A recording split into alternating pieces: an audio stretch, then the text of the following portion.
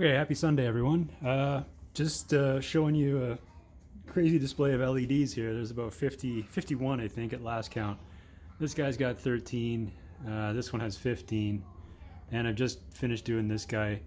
He's supposed to have 13, but I ripped the wire out on the way in, so he only has one front ditch light, but I'll fix that later. Anyway, just finished doing this guy today, and he was an upgrade. And I just want to cover a few things. There's some products in the background there that I've been using, and I want to go over those just because they're quite helpful in what I'm doing. Burning through a hell of a lot of LEDs and also trying to make them work. Anyway, I guess what I'll do is I'll cover off the CN in the background here.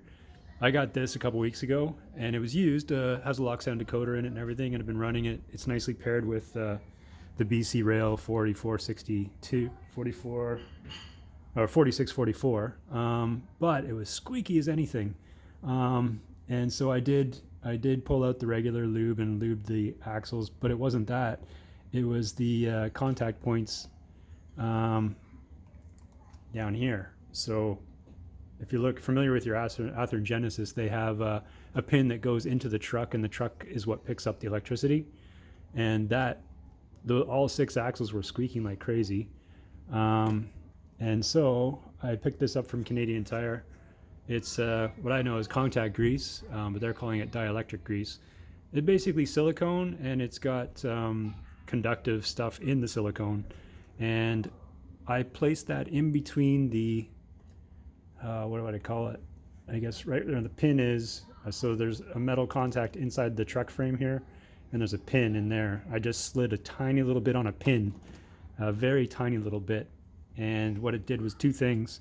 It's lubricated, so there's no more squeaking, but also while lubricating, it's increasing electrical contact. So I think I don't know, I'm going to say this in general, broad generalization, but for my Athearn units, I usually have way more trouble picking up electricity than for my Atlas units. So that brings me on to my next topic of discussion, which is this guy right here. This is a 2010 GP38 from Athearn Genesis, and it's got a Keep Alive in it, Scale Trains motherboard, you guys may know. Tons of LEDs, but it was still having issues. I cleaned the wheels, but it still wasn't running well, even with a Keep Alive in it. And so that got me thinking, it was the consistency of electrical pickup that was keeping the capacitors charged. And going over some of the track that these guys are sitting on right now, this is the worst part of the track I have for pickup anyway. It was actually flaking out all the time. And I'm like, well, how can that be if it's got a capacitor in it? If it's got a Keep Alive in it, why is it flaking out? And the answer is that the Keep Alive actually needs to charge. And if your pickup is so bad, it's never going to charge. And that was my reasoning. And so I actually used this grease on it. I picked this up today, same grease, did the same application on this little GP38, and it runs like butter through the worst track ever. And basically what it is it's keeping that electricity going to the capacitor, so when it really needs it, the capacitor can discharge. So there's 2 things. You can't just rely on a capacitor alone. You have to have good pickup. Stupid me. Anyway, I fixed the problem, I think. I will give an update on this because obviously this being silicone could pick up all kinds of hair and, dust and everything else. So I'll take a look at these guys after I run them and see, if it's gumming everything up too. So don't use it just yet, but if it is good, I'll recommend it. I've only put it on today. I can recommend it for picking up and keeping electricity going through there. It works beautifully. I used to do high voltage testing and maintenance, and this is basically what we rubbed on all the connectors before we closed the switches, just to ensure that they didn't arc. And I noticed there was some arcing as well. You can see the little sparking and arcing on the wheels. You don't want that. That leaves little black marks on the track, and it doesn't run well. Anyway, I'll move over to this guy here that I just finished today. This guy, what I want to talk about here was basically an upgrade. This is the board I put in. It's just a 21-pin board. General as anything. I got it off of AliExpress for about $6 shipped. And I figured I'd give it a try because it is a space saver, and it allows you to not solder on the actual 21-pin board, but solder on something that's kind of disposable. Downside to this guy is for every light you use, for every LED you use, you have to have a 1K resistor. I think you can get away with just putting one on the blue positive common, But this one, as you can see, I did one resistor for each feed. And so it took up actually a lot of space because there was all this stuff in there. Anyway, the other drawback is that you can't use all the functions in a regular 21 pin decoder. So this guy here, I really liked, and I did a good weathering job on it, but I didn't have any extra lighting functions available on this guy. So this came out, and I put one of these guys in. So I got this from Scuderia. Good price. That's Canadian, and that's taxes included. So it was $152. So I got one of these. I bought the other one from Scale Sound. This one in here is from Scale Sound Systems. This now has a Scale Sound System speaker in it as well. So upgrade speaker and upgraded Keep Alive as well, or upgraded Direct, Locksound 5V Direct with, I think it has a nano-sized processor on it, which you can see right there. Anyway, experience with this is my first time programming for one of these guys. It was a bit odd. It kept switching between, on the lock programmer, it kept switching between a V5 and a nano file type, even though I downloaded a V5 file from the web, sound file. And so it was a bit flaky as far as that goes. I have 4 or 5 sound files now saved as a safety measure because this thing kept going and making noises and the lights would come on and it would beep, beep, beep. I don't know what it was doing, but it was kind of corrupting, which scared me. But I have the file on here now and it's working, so fingers crossed. What I did to this guy is I gave it the full treatment like I did to the other GP38 over here. This is an Atlas unit, obviously. I think you guys can recognize that. But what I did again was I separated the headlights from the number boards. I didn't do it originally because this was so damn tiny and hard to work with, but I'll show you the rear now. So only number boards lit.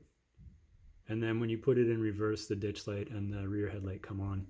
Plus, obviously, I did the 2 flashing beacons, and I think I already had the ground lights in there. So this one has 13 LEDs in it now. Well, 12. 12 working. One, I was putting the lid on, and I caught the wire with my pliers and ripped it out. And I didn't rip it out all the way, so I thought it was good.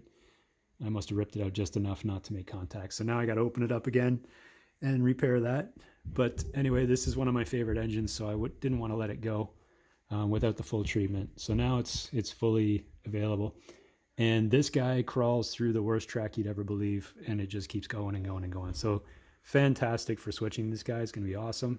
I think this guy is going to go in my other Rapido SW1200RS, and that Rapido is not going to be CP anymore. It's going to be another make-believe, whatever I come up with. So I saw some questions on Facebook, people having trouble with spillage when they're doing soldering on the decoders. I'd recommend this product here. It's a combination flux and solder. Comes out of a syringe. I think these guys are using it for circuit boards. Has a low melting point of 138 Celsius, so you don't have to burn your boards to craziness. And the applicator is so good, just for getting a little dot on there. Keeps down the mess, and it's just really nice to use and fast. I actually use this when I'm building my tracks too, my switches and the fast tracks jigs. I use this. I should probably use a higher temperature, higher melting point, but anyway, it works. So far, it's been so good. So I wanted to cover that. That's for doing my internal soldering. And then I want to go over a little bit of how I do my beacons, because I custom make them. And there's 2 kinds of fiber optic, for those of you who don't know. There's fiber optic where the light goes through the tube, and there's kind of not really fiber optic, but it's like a plastic tubing where the light shines through the tube as well as illuminating the entire tube. Fiber optic, the light only comes out the end. True fiber optic, the glass fiber optic, light only comes out the end. This is kind of a very flexible plastic, and the light comes out the end plus the sides. So you want this.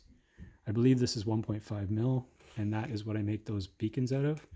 So, and I'd wrap a piece of styrene tube, just a really small slice, and paint it silver to represent the, I guess the bracket that holds the lens on. So that's that. And then crystal clear. This is my new go-to favorite for everything. I've kind of stopped using my my gel CA as the mess is kind of annoying, and this holds really well once it dries. So I use this to cover up underneath my lights. When I put my LEDs on, I glue them in with this, and then I wait for that to dry, and then I coat it with this as a big blob on the bottom. And then the best thing I found to cover it up is Tamiya silver. So this stuff here coats super beautifully in one coat. It's really opaque. So paint silver first over your dried blob of microcrystal clear to stop the light from bleeding anywhere, and then you can paint over black to cover up the silver. But that's just what I wanted to let you guys know. That's how I'm doing it, and I think that's about it for this Sunday. Anyway, I do like my light shows. I think I have a little bit of a problem with flashing lights, but you know, we all have our problems and issues. And so these are going to be my new switchers. Obviously I'm not done these two yet, I haven't painted them, but have a happy Sunday. I'll talk to you next week.